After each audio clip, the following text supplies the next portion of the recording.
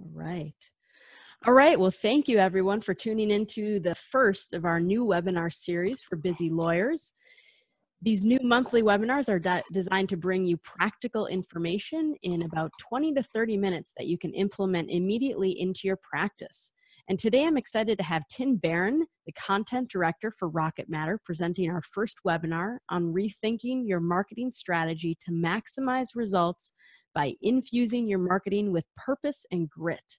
Tim is a frequent speaker and writer, consistently producing excellent content for lawyers. If you haven't already read his work, make sure to take a look at the Rocket Matter Legal Productivity blog after this webinar.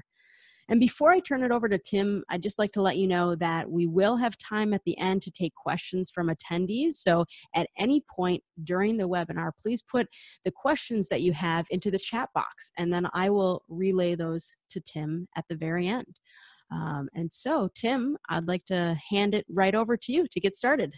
Awesome. Thank you, Heidi. And let's get right to it because we started about maybe like about a minute late or so. And it's an honor to be on the inaugural new format, Heidi. So listen, I just want to do one thing here, and you can let me know, Heidi, if what you see, I want to put this slideshow in presenter mode, but since I'm sharing my screen, you might see both slides. Are you seeing just one slide or two slides?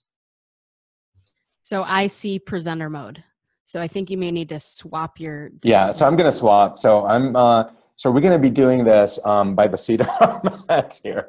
So two things that I'm going to talk about during this presentation is content and community, right? But in preparation for this, and some of the conversation that we had around this was content and community. How do you do that? You need purpose and you need grit. So let's just cover those two things really quickly. So what is the purpose of your marketing efforts? Right? So your purpose is to get more clients, and your purpose is to get maybe referrals from attorneys. But what is the overreaching purpose? It's to build relationships. Once you start building relationships, all of these things, all of your efforts are going to pay off eventually. And grit, now, the reason why I have a 2-year commitment down there, grit is, there's a woman who wrote a book, Angela Duckworth, on I think it's something about good to grit or something like that, but she's really, I do recommend, if you look up Angela Duckworth, check out the book, it's really cool. So grit is, it's not necessarily a recipe for success, so it doesn't guarantee success, right? So it's something that you have passion around and that you have commitment around, right? But very few successes happen without grit. So, right, even though it's not a recipe or it's not a guarantee for success, because there are other things that come into play, there's luck, there's a lot of different issues that come into play. But if you have that, then at least you have one of the building blocks for success. So a couple of days ago, I was meeting a friend for dinner, and she was talking about she'd gotten into some money from a case, from a contingency case, and she's like, maybe I should devote a third of that to my marketing efforts. It's about 20K or so. And she goes, well, Tim, what should I do? And I told her, I said, look, don't think about, she goes, oh, websites are so expensive. You know, all of these different things that people talk to me about are so expensive, it'll take the majority of that money. And I said, don't think about sinking that money into any one effort. Think about a 2-year plan. This is how marketing works, right? This is how your building relationships work. This is how paying off relationships work over the course of time. This is how you will be able to measure and adjust on the fly as you go. So think about marketing as in terms of grit, as a 2-year commitment. And they said, look, just $800 a month. If you're thinking of putting $20,000 into a fabulous website or something like that, no, just break it down into $800 a month and commit to that and figure out how you're going to allocate that. But the main thing is, what you want is a 2-year commitment. Now, on to the meat and potatoes of this, which is content and community. And without one doesn't function as well without the other, certainly not in today's world. So we're going to talk about how to create content and the synergy and how you can use that with building and nurturing community that will pay off in building relationships and in getting clients, right? So, I don't know, one of your native sons, Bob Ambrogi, wrote, I think it was just a couple of weeks ago on his blog about a survey that Thomson Reuters did, and they surveyed solos and small firms, and they identified small firms of up to 30 attorneys, or 29 attorneys, less than 30, and they asked what was the greatest challenges facing firms. So there are a lot of different challenges, but the number one challenge was acquiring new clients. So this is top of mind for everyone.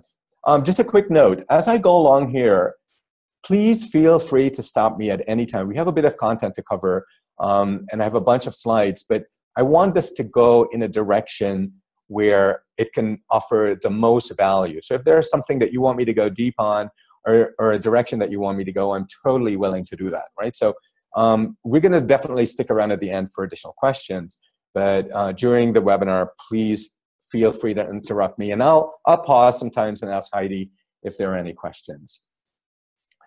So let's go to content.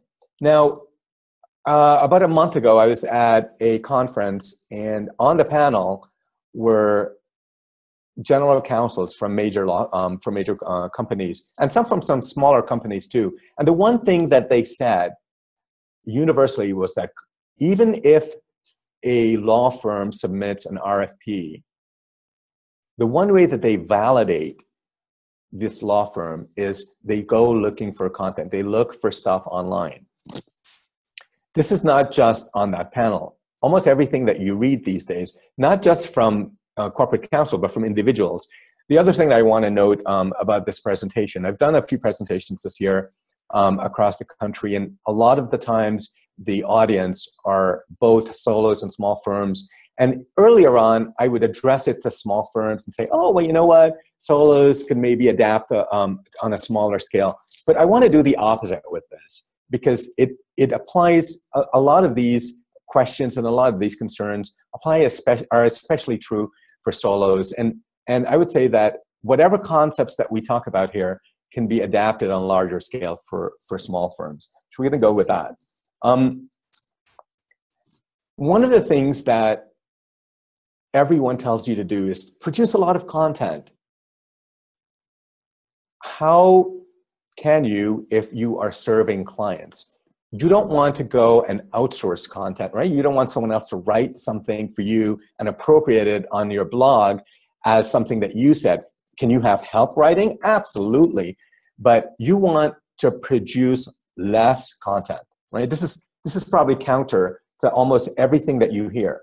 So I would say produce less content, but you're not going to be losing out, because find ways, and we're going to go over this, to repurpose that content into different formats, onto different platforms, so that you continue gaining a wide exposure and platforms and opportunities to engage.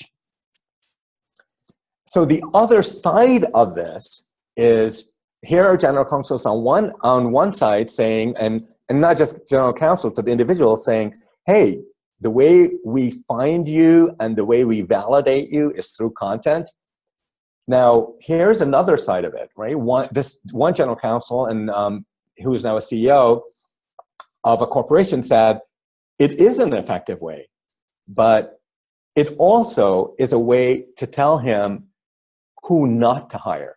So this goes to what I just said about creating less content. Create content that's useful, that's actionable, not just to put something out there so that you get traffic to your website, so that you get traffic to your blog, so that you get links to other things. Put out stuff that's useful and relevant.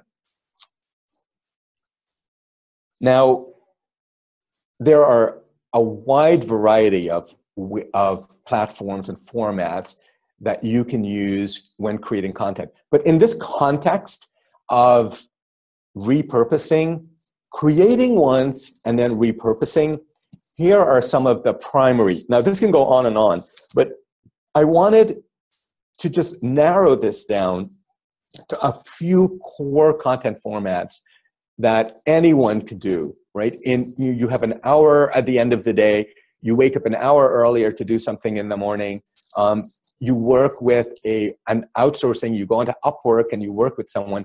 These are the content formats. A website and a blog, certainly a website is a no-brainer. You should have a website.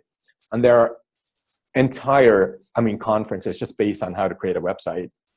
But you need to know some of the basics. It's imperative, I would say, in today's world that you have a blog.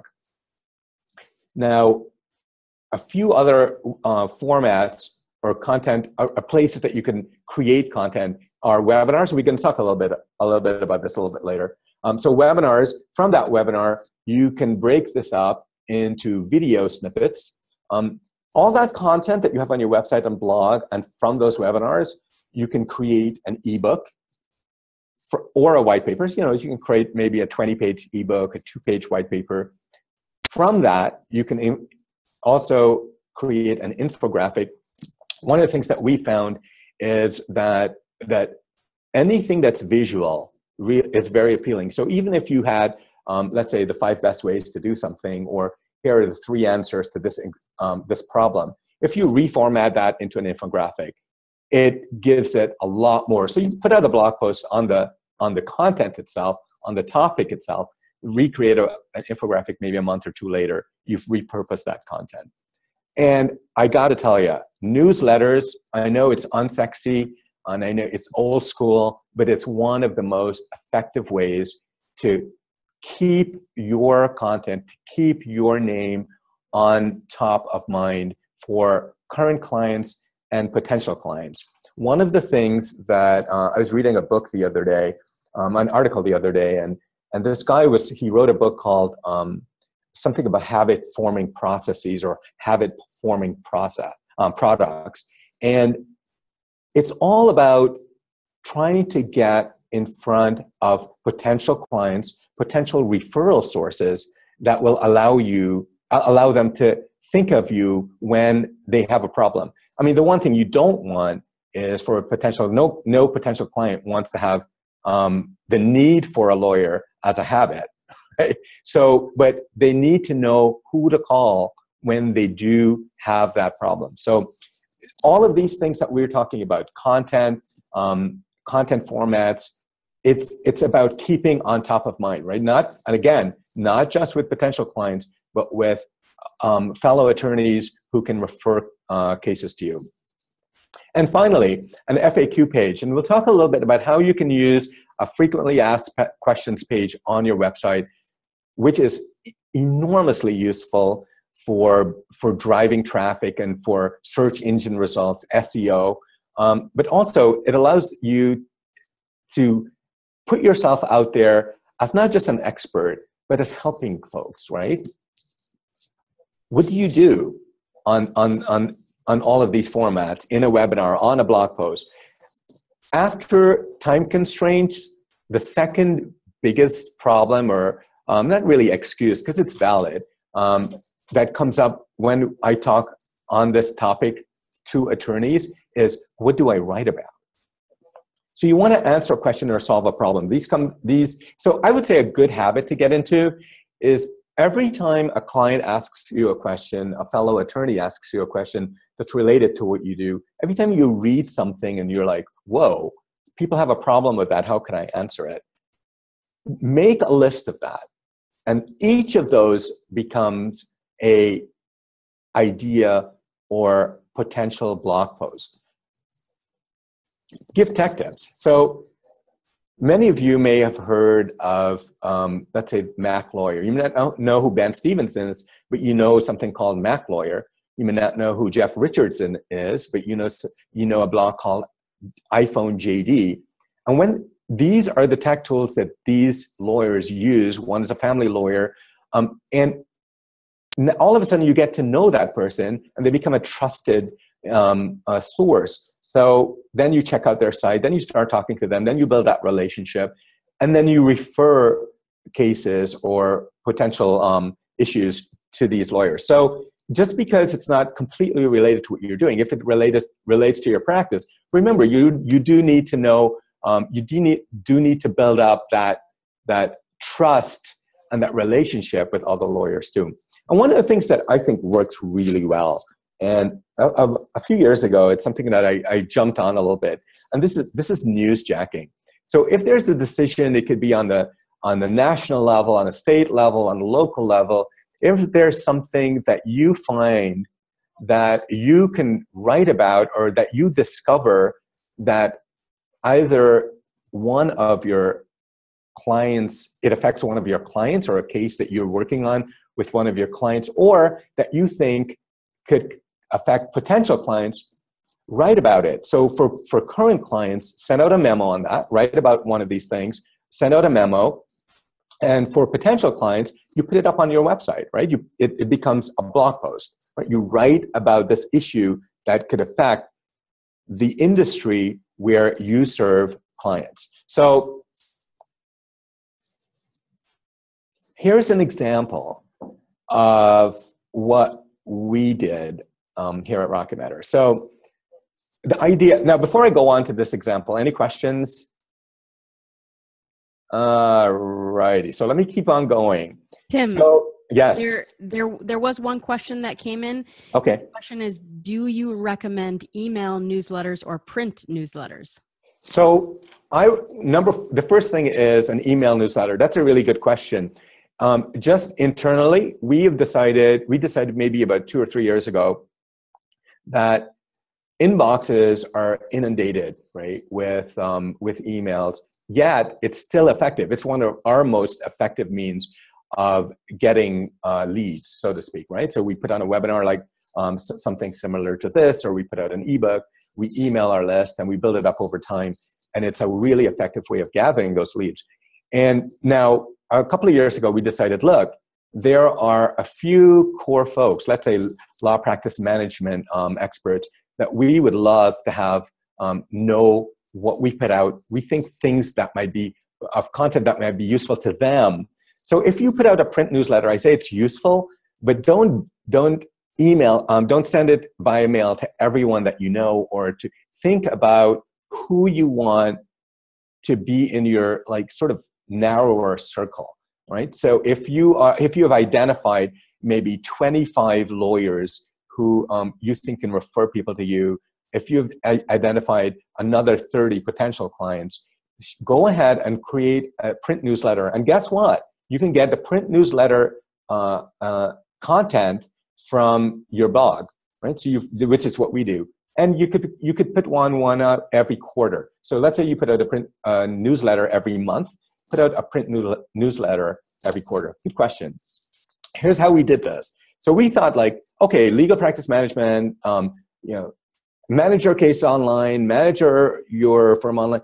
What does this have to do with paperless? Well, it allows people to store documents. Their entire communication, their entire interactions are now paperless. So paperless resonated with us. So we started to think about it and write about it a little bit. So it started with a blog series, right? We identified maybe 10 core things about paperless, and we created a series. And then one of our users, Rocket Matter users, is a lawyer who took his firm paperless. And we're like, hey, Andy, could you do a webinar with us? And he was just excited to do that. We put on a series of webinars for some bar associations on how to go paperless. He shared his story. And in that story, he shared protocols and naming conventions for files, worksheets for going paperless, things that are so enormously important for the whole process of going paperless that when we put this together in an ebook, from the blog post, from those worksheets, from those protocols, from Andy's story, it became one of our biggest driver of leads. So when I use leads is obviously a sales term, but leads is a potential client, right? So potential client leads, it's the same thing. So here you go. I was trying to get a website. One of my colleagues shared a website of a lawyer a couple of years ago. We were thinking of offering some marketing services. And we tried it, and it's something that didn't work out as well. But one of those lawyers, he has this beautiful website, and he created an ebook, and he has a banner ad on top of his website.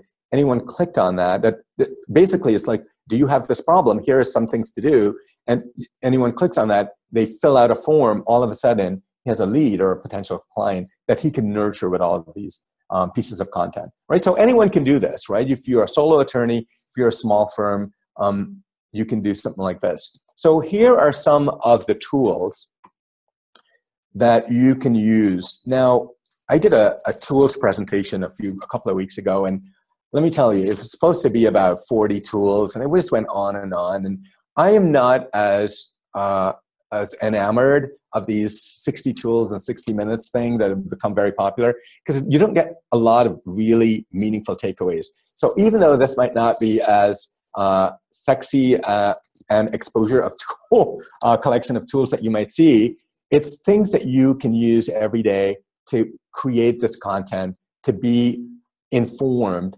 and get the word out. So I divided it into 4 categories. It was I sort of narrowed it down from about 9 categories. So you need to get informed, then you need to figure out how you create this content and how you share it, how you put the word out there. And then you need some productivity measures, and which I know is near and dear to Heidi's heart. And then you need to figure out a way to measure and find out what's resonating so you can build on that, right? So to get informed, you only need 2 things. One is Pocket. Pocket is a tool that that's basically a browser add-on. And every time you see something that resonates, instead of having 25, 30, 45 tabs open, just click on it. And the great thing about Pocket is that it allows you to add a tag. So let's say you're writing something, let's say you're a family lawyer and you want to write something, or you've come across an article on something related to child custody or something related to divorce, and you can have a tag for each of those. So when you're ready to write and write about this stuff, you can just sort it by tags. Feedly is super, super helpful. So Feedly is basically an RSS aggregator. And I have an example of how I use it. So whenever you come across a website or a blog or anything online that you find useful time after time after time, just add that, sign up for Feedly, it's just feedly.com, and then add that blog or website, the URL or that feed, into Feedly, and every time something new comes out, it will show up. So here's my Feedly, and I've divided it into things that are of interest to me, and you can divide them by categories. So the primary one that I use, obviously, is legal and access to justice that you see down there.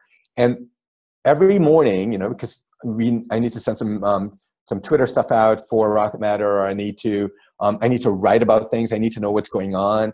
I know all of a sudden I know that artificial intelligence, everyone's talking about in legal, everyone's talking about lean and agile concepts and how it applies to legal. It's something that I enjoy. So now every time I get someone from trusted sources, people that I found useful over and over again, put out something, it appears here. So how are we doing with time? Let's see. Oh wow. Let me run through a couple of these really quickly, and then I'll open it up for questions. Does that sound good, Heidi? Yes, that's perfect. Awesome. Okay.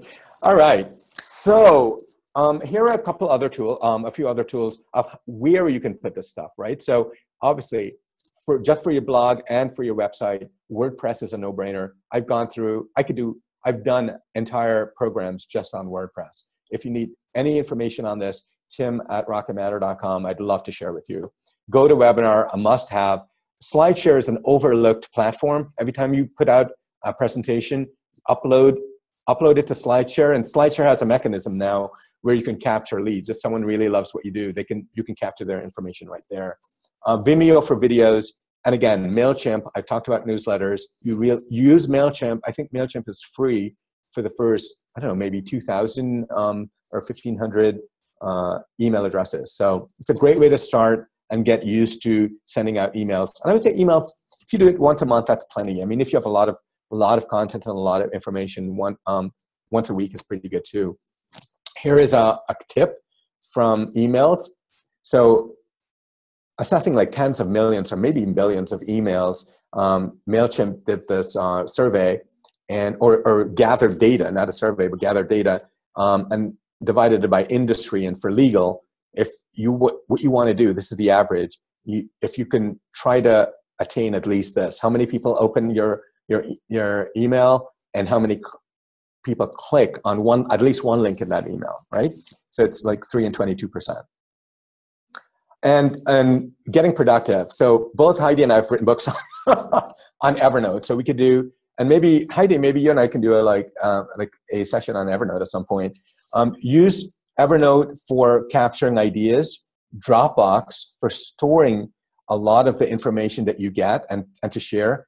Box is making a push into legal. So if you're looking to store client sensitive information, check out Box for sure. G Suite, which is Google just renamed, I think last week, their Google Apps, suite of Google Apps into G Suite. That's great for collaboration. So if you're working on something with another attorney or a marketing person or a paralegal or whoever, Google Docs is a great way to work on a single doc together. Slack, if you're communicating with these folks, it's a great way to communicate. Slack has cut down. We've had Slack at Rocket Matter for about maybe 18 months, and it's cut down on our emails, inter-office email, by about 80%. So if you want to reduce your inbox within your firm or within the people that you speak to regularly, Slack is a great tool. Now, as important as knowing what to do is knowing what not to do, right? So outsourcing is essential. So when it comes to website design, when you hear things like, oh, you need to create a marketing persona, and oh, you need maybe Marketo or HubSpot, or hey, what is SEM? And you know what? You need to edit down this video into 2-minute clips. And whenever you hear all of this stuff, it's time to outsource it. And it's not that expensive. Upwork is a great platform for checking it out. So for the last few minutes, let's just touch on community a little bit. So you've created all this content, you've put it out there. Here is what another general counsel said, right? Not just about content and not just about RFPs, it's about building the relationship. And these are all the usual, right? You got LinkedIn, Twitter, Facebook, Google+, and there's Avo, and there's a lot of different platforms. But I am going to posit that Twitter is a lot more useful for building professional relationships. And why? It's easy. Every time you see something, every time you come across something in your Feedly that you saved in Pocket that really resonated, you're like, let me share this. And when you share it on Twitter, you mention whoever it was that wrote it or who spoke to you about this, and all of a sudden you've started a relationship. The relationship, unlike Facebook and LinkedIn, is a one-way thing. So in Facebook, it's reciprocal, right? So if you want to be a friend with someone, they have to accept your friendship. If you want to connect with someone on LinkedIn, they could accept or reject it. On Twitter, you just follow someone. And then you at them, and at them meaning you mention them when you talk about something. When you write about something that they talked about, you quote them. Kevin O'Keefe, who does LEXBLOG, he's really big on this, is as using those blogging to create relationships. And part of that is writing and mentioning the people that you're quoting or that you got the inspiration from in that post.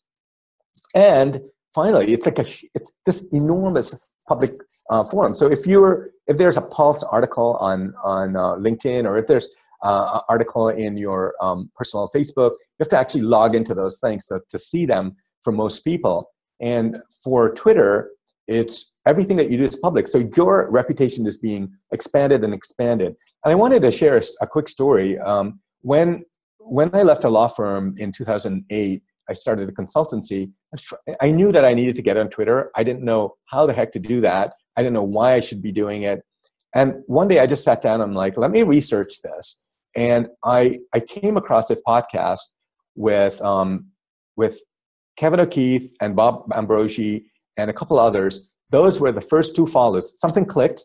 Those were the first two follows that I had on Twitter. They've become good friends, and over the course of the years, I've come to understand how Twitter can be such a useful relationship, not just generating but nurturing and boosting platform. So the only thing I would say about social media right now is, when you're on Twitter and when you're on Facebook, if you create a Facebook page for your law firm, a great way to expand your base, your followers, the people that get to know you, is to spend like $50 every now and then to boost a post. Anything that you find that you think could be useful, when you boost a post on these platforms, it allows you to choose exactly who you want to boost it to, right? Whose stream do you want it to appear in? Is it bar association folks? Is it folks who are just other family law attorneys? Who do you want it to appear to? It's a great use of $50. Social tools, all you need is buffer. You can add Hootsuite that has a little bit more analytics. Managed FLITTER is something that, if you're on Twitter for a while, it will allow you to go in there and say, look, who's tweeting too much, who's not active anymore, and just go ahead and unfollow them. It allows you to clean up your So here is where I want to talk about SEO, but we could save that for another time. And if you have any questions about how you can promote further your or some of the best practices, like really basic on SEO, check out legalproductivity.com. It's a blog that we put out, and we put a lot of information on this. I don't like to end any webinar without that deals with anything online, technology, social, whatever, without saying that you should pay attention to security. So 3 practices that you should get involved with is: use a strong password. Whenever there's an opportunity for 2-factor authentication, use it. And if there is an opportunity to encrypt something, so for instance, if you use Evernote and you're like, whoa, this information that I just put in there, I don't think I want anyone to have access to this. Encrypt it. You can highlight it, add an additional level of encryption to it. And finally, in order to do all of that, use a password manager. I use 1Password from the last 2 years, and I can't imagine my life without it. My passwords are crazy. I mean, I don't know. Someone asked me what my Netflix login was the other day, and I'm like, I don't know. I have to go and check it out. It's just some random constructed numbers and letters. So that's it. Go out there. It's not that. It doesn't take as much time as you think. It's not as difficult as you think. But it's important to create content. It's important to use that to help build and nurture your community. And I think that wraps it up. Tim, thank you. We do have one question that has come in, and the question is, why do you recommend Vimeo over YouTube for sharing video content? So YouTube is a platform that it's the same complaint that people have for Twitter, right? It's a platform that could sort of descend into a lot of commenting and a lot of conversations that are very troll-oriented. Now, in Twitter, it's easy to get rid of that, right? You can just block them. And on YouTube, there are opportunities for that also. But I would say, why not have them in both? So that's something that we do. It's a good question. If you're wondering, should I just leave it on Vimeo or YouTube? Think about the philosophy of it. Do you want to be discovered on YouTube? Do you want when people go there to see you, or are you using videos in order to help promote your site, right? So are you going to embed those videos on your site? So this is where they come to see it. So it really depends on what you want to do. But that, if you're unsure, I'd say just put them in both places. Tim, you mentioned earlier Angela Duckworth, and I just wanted to note that her book is actually called Grit, The Power of Passion and Perseverance. So if anyone would like to pick that up. Hey, have you read it, Heidi? You know what? I haven't, but one of my colleagues has, and she says it's excellent. It's amazing. Yeah, and she's I on. need to read it. It's on my list. Right. So, and if you listen to podcasts, she's on every other podcast. Yes. Right? I've heard her a number of times. It's right. And while you're mentioning books, you know, one of the things I mentioned really briefly here in terms of news, a big thing that you're hearing now is how to apply lean and agile methodologies to your law practice so that you can identify bottlenecks in your practice. It's a way to visualize like your processes, right? So you can just get a bunch of Post-it notes and just put it up on the wall and say, this is how I do this. And after a while you'll be like, oh my goodness, this is where everything is sort of being stuck, or maybe this is what I can change. It takes a bit of getting used to, but it's amazing. And I would say that for solos, especially if you're just going out, check out the Lean Manifesto, and it's and the Lean Startup. Actually, it's a really, really good book to read. And there are a couple of, if you're interested in this topic, again, just shoot me an email, and I will recommend. There are like maybe 3 or 4 attorneys out there that do this, and that it's sort of taking off. And it's not one of these things that are just a fly-by-night. These are methodologies and philosophies and practices that have gone on for decades. So yeah, check it out. We do have another question that's come in, and the question is whether it's worth hiring a marketing consultant to reshape marketing efforts, or to serve as your own general contractor and hire people through a site like Upwork or Fiverr. Yeah. So I had this question from the attorney I had dinner with a couple of nights ago, and my initial response was like, I don't know. You know, because the question was framed with like, Tim, if I wanted to hire a marketing agency or a consultant in the legal space, who do I hire? And I said, well, it really does depend, right? It depends on what you want to do. I know several really trusted marketing lawyers who've become marketers. You know, people like the folks at Attorney Sync with Guy Sakalakis, who's, if you want anything related to SEO, he's the guy. You know, if you want anything related to blogging, Kevin O'Keefe is the guy. If you want anything related to like social, the guy Guy Alvarez in New York City, who does Good to Be Social, that he's the guy. So there are a lot of, it depends on what you want, but yeah, the ideal thing is to maybe get a marketing person, an agency, a consultant who can help you manage this. That person might not be able to do everything, but who can help you to manage some of the stuff and make recommendations. And again, these folks that I just mentioned, the reason why I'm able to mention them as trusted sources is because I met them through Twitter. And then I met them I followed up with, we met them at conferences, and then I started to follow what they had to say.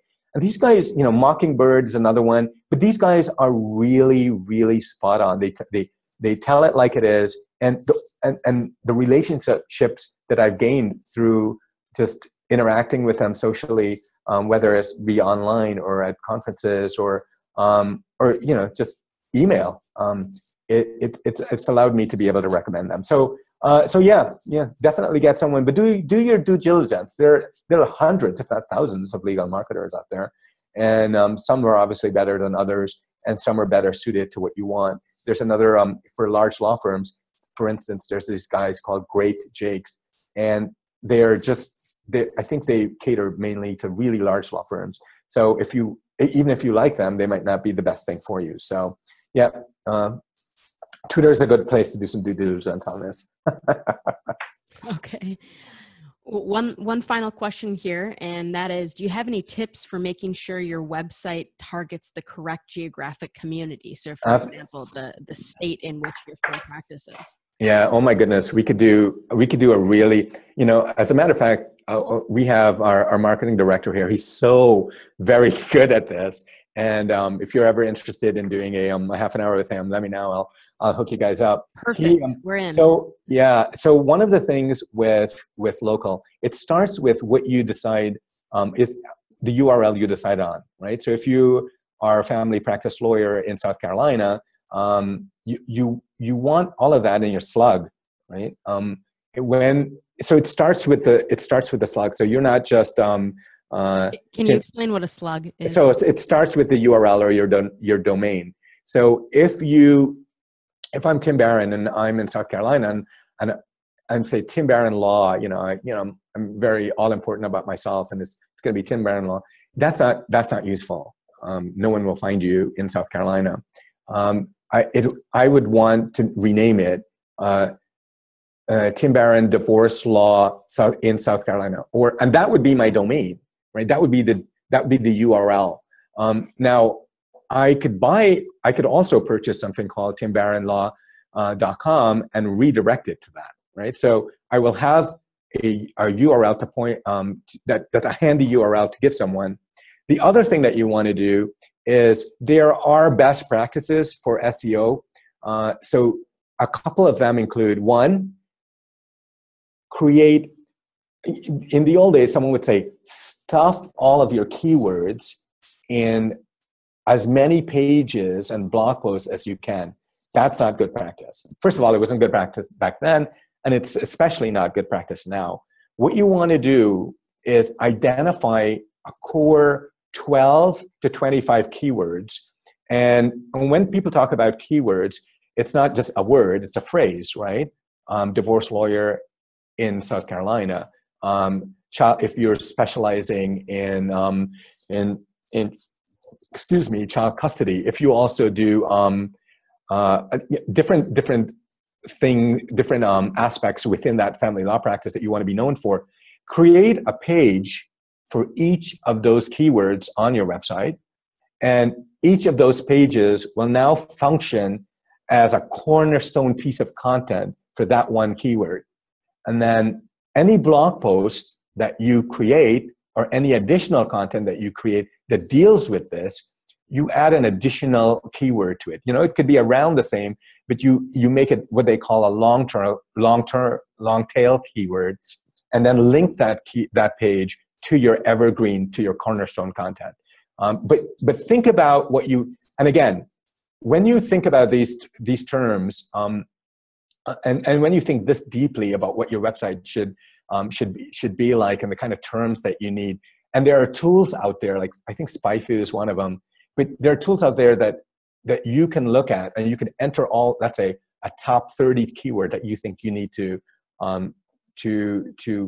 optimize your website for, and then you will see what each keyword is worth, meaning this is how many people enter this keyword on any given day or any given month or week. So maybe this is the one I should be optimizing for, not this one that only 5 people searched for in the last year.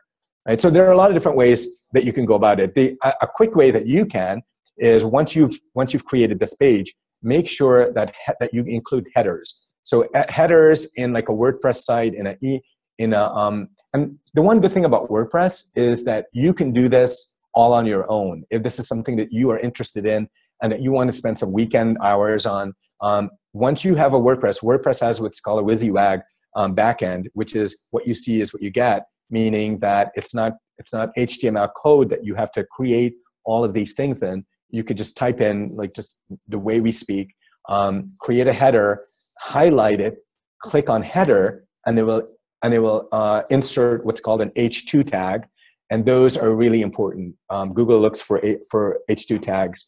Another tip is whenever you insert an image, include the keyword as an alt tag in that image. So there are a lot of different ways that you can go about optimizing your site for the keywords that you want. And local, it's a really, really good question. Local, it is all about local. I wish I had Mike Naselli close by. He would give like a really nice, succinct 5-minute speech right now on how important local is and what you can do about local. Tim, thank you. That was great. Can you just very quickly give us the name of the tool that you just cited for researching keyword effectiveness? Is it okay. So I know SPYFU, SPYFU, is a tool that some use, but there are other tools. And if you, and Heidi, you know, when you put this up, if you want any tools or anything that we talked about that you want to add as links in the write-up, let me know. I'll get some really useful links from Mike and some of the things that we talked about. Okay, great. Well, we'll put them in there. All right. But we're going to wrap up, and I would just want to thank you, Tim, for the excellent presentation. And you've really given us a number of takeaways that folks can implement immediately as part of their marketing strategies. We will provide a recording and slides on our website at maslowmep.org. And I want to thank everyone for tuning in, and we'll hope that you'll tune in again next month for another practical webinar for busy lawyers. Awesome. This is great. Thank you for having me. Thank you.